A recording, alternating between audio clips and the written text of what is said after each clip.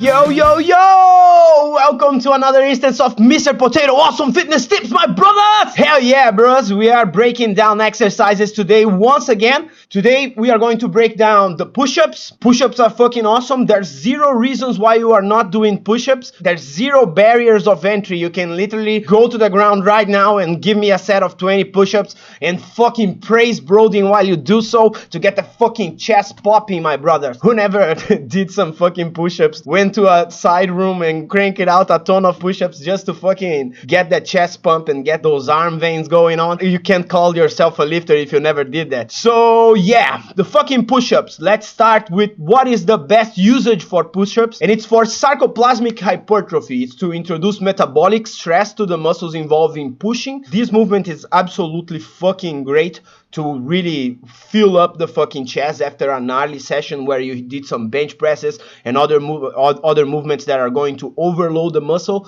and to finish off you throw a fuck ton of push-ups. The rep ranges is ideally from 20 to 40. Usually after doing, let's say you did a gnarly session of incline benching and then you throw some fucking push-ups on top of that to milk that sarcoplasmic hypertrophy, get a crazy pump going on and feel the muscles burning.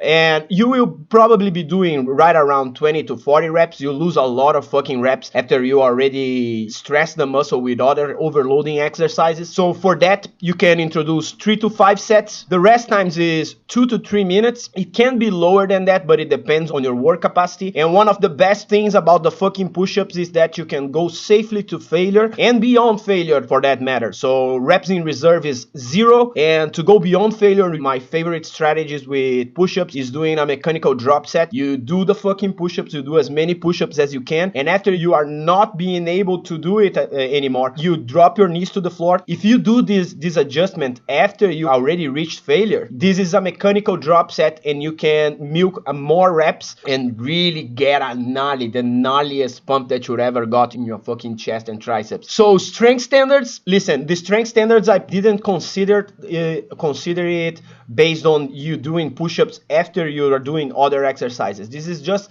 what's your best set of fucking push-ups. If you are a beginner, you are just starting working out, then aim for 30 reps, develop 30 reps. If you don't have 30 reps on your tank right now, do a little program where you are doing 5 sets of push-ups every morning. Just wake up, do 5 sets of push-ups, and you will be doing fucking 30 push-ups each set in a matter of 8 to 12 weeks tops. If you are an intermediate lifter, you are a lifter that is already training for 2 to 3 years, then sets of 50 push-ups is pretty gnarly. Let's say you are in a hotel, you are traveling, you cannot work out today, or you are introducing a deload and you are not going to be moving your fucking barbell movements and heavy shit, then sets of 50 push-ups are pretty awesome. And if you want to be half man and half machine and do fucking push-ups like a crazy person, then sets of 80 push-ups. But remember, this is pretty much you are specializing in push-ups. Let's say right now I don't know if I can do 80 push-ups in a single set, even if I drop to the floor right now, but developing that ability is not that fucking hard. It's actually surprisingly easy to add fucking reps to your pull-ups. It's just a matter of increasing your frequency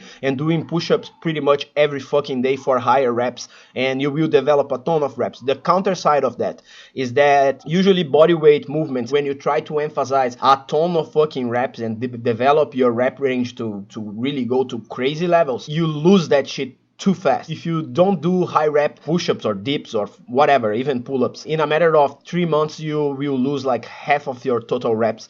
So yeah, let's say you develop the ability to fucking do 80 push-ups in a single set or 100 push-ups in a single set. If you don't practice that shit and don't be consistent with your frequency doing push-ups, you will be going back to 50 fucking push-ups, which is already pretty fucking awesome too. Pretty fast. So deloads for the fucking push-up, bro. There's no need to deload. It's actually a movement that is pretty good for you to do when you are deloading, when you are taking a break from fucking the heavy ass barbell lifts and the movements that are going to really yield nasty fucking gains in strength and size.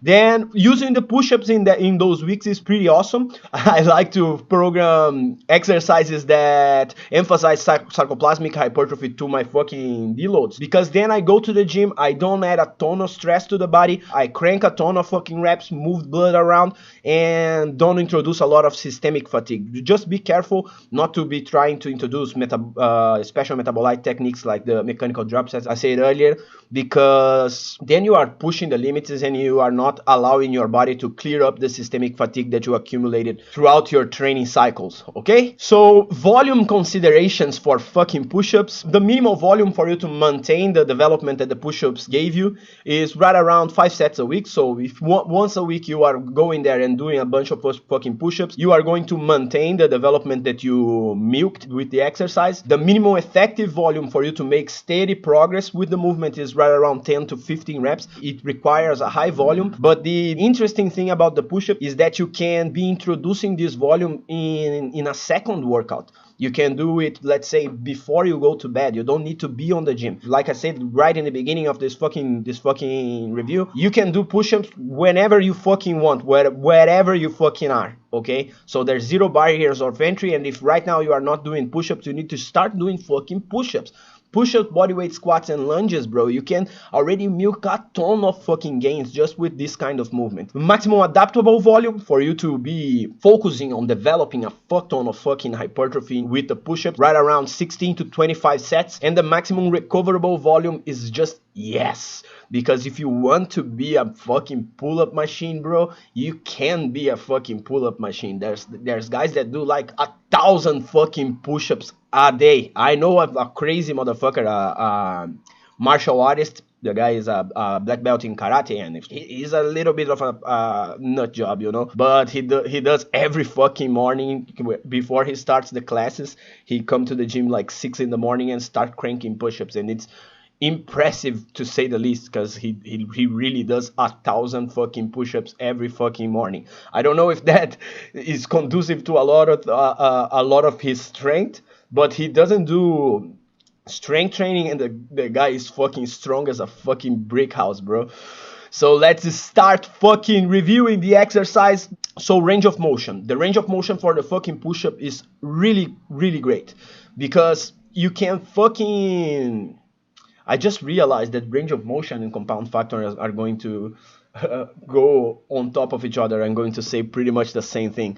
But the range of motion, you can do a strict push-up and just touch your chest to the floor and just extend your fucking elbows, and that will be already a gnarly range of motion. Pretty much all the range of motion that your pecs need, all the range of motion that your fucking triceps needs. But you can add a little bit of extra range of motion by protracting your shoulder forward. If you protract the shoulder forward on the top portion of the movement, you will get a really cool squeeze on the chest, and you will also bring in your serratus to the party, which is a muscle that is usually underdeveloped in people that don't practice boxing and other things that require you to protract your fucking shoulder. So the range of motion is going to be a fucking 5. Usually, if you are doing a bench press, for instance, it's absolutely egregious for you to protract your shoulders forward, because then you are putting a fuck ton of stress, because you are moving heavy weights. You are putting a ton of fucking stress on your shoulders, and you'll injure yourself. And with the push-ups, you can do that kind of shit. Access muscles that you would otherwise not be training, and fuck, that is really fucking great. So extra range of motion is something that the push-ups can provide you. So 5 for that. So compound factor, how big of a fucking movement the push-up is, how many muscles it is stimulating. It is going to target the fucking chest, the front delts, the triceps, and if you do the fucking trick of protracting your shoulders forward when you are finishing the movement, you are introducing that stimulation to the serratus and the... I don't remember if it is the abdominal head of the chest, which is that little thing that stay below the chest here. I don't know if you guys ever have been lean enough to see it, but when you fucking squeeze your fucking chest, there's a little weird muscle right below the fucking teeth, you know? And that shit gets really awesome activation from push-ups. But outside of that, is not like nothing in comparison to fucking heavy fucking barbell movement. So there isn't a ton of systemic fatigue going on. There isn't a ton of compound stimulation of the entire body. So for that, I would say that is a fucking 3. So fucking a three fucking points for compound factor. Now, sarcoplasmic hypertrophy is where the fucking push-up really shines. If you fucking program this shit with the mechanical drop set that I said earlier. So you go there, you do 20 to 40 reps after you fucking benched heavy as shit. You will already have a crazy pump going on the chest, and then you do the mechanical drop set by dropping to your knees to make the movement a little bit easier. And when the movement gets a little bit easier, you can introduce a little bit of more reps, you know? And those extra reps are the grindiest fucking shit, and they will fucking feel like your chest is exploding. So for sarcoplasmic hypertrophy, the fucking push-up is insanity, bro. It's a full fucking 6. It's the best usage for the movement, for sure. And like Aaron on the chat said, fucking do a superset of flies with push-ups too. Woo, that shit is gnarly, man. It's really fucking great, bro. Really fucking great. For myofibrillar hypertrophy though, listen, there's a point when you are a beginner that you are going to develop a lot of contractile tissue with push-ups, especially if you are on the heavier side, if you are a little bit overweight. But overloading the push-up is pretty much impossible to do it safely. It's actually a bad idea. It looks stupid putting plates on your back. It looks stupid. I feel stupid when I'm doing that. I try to do that, and it's retarded. Don't do that fucking shit. So for that, I will say that it's a fucking 2 for myofibrillar hypertrophy. Now power for those that I always explain power, because power is strength applied with speed. So let's say you are moving 15 kilos. If you move 15 kilos at 100 miles an hour, you need a fuck ton of fucking force to do that. If you are moving 15 kilos super slow, you don't need pretty much anything. You can be a really fucking weak bastard and move that fucking lightweight, okay? So the push-up is remarkably good for fucking power. If you do sets of 1 to 5 and you focus on being extremely explosive and launching your body to the air, all the way up to developing the ability to stand up from the push-up. I don't know if any of you guys ever watched that shit, but it's crazy impressive. I can't do it myself, but I have a couple of friends that can do that kind of shit, and it's super fucking awesome, man, because you just explode up and you can pretty much stand up directly from the push-up.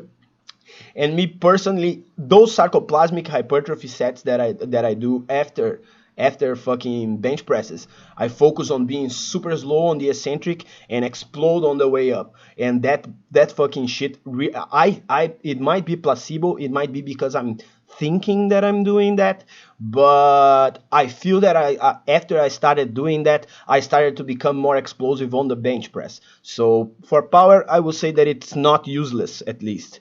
So a fucking 3, because power is a strength quality, and strength qualities require overloading to really be emphasized. And that consideration is also true for fucking strength. So the push-ups for strength is nothing to write home about. The real thing that the push-up is going to do is give you a gnarly pump, bro. It's giving a gnarly pump, introduce sarcoplasmic hypertrophy, send a ton of fucking metabolites to the muscle cells and make the muscle cells swell and make you fucking get big as shit, bro. So the score for the fucking push-up at the end of the day was 6, 12, 14, 17, 22 out of 36. So low. Why so low? It's weird, because like I always put push-ups and pull-ups in my head for some weird reason. I put both of them pretty much at the same category as movements that you should do and never take off out of your training, you know. Like every night I like to do a couple of pull-ups before I go to bed, or right when I wake up. I do if I'm not going to run, I do some pull-ups and some push-ups. But yeah, the push-up on itself is not going to give you that crazy gnarly stimulation that the pull-up on itself can give you.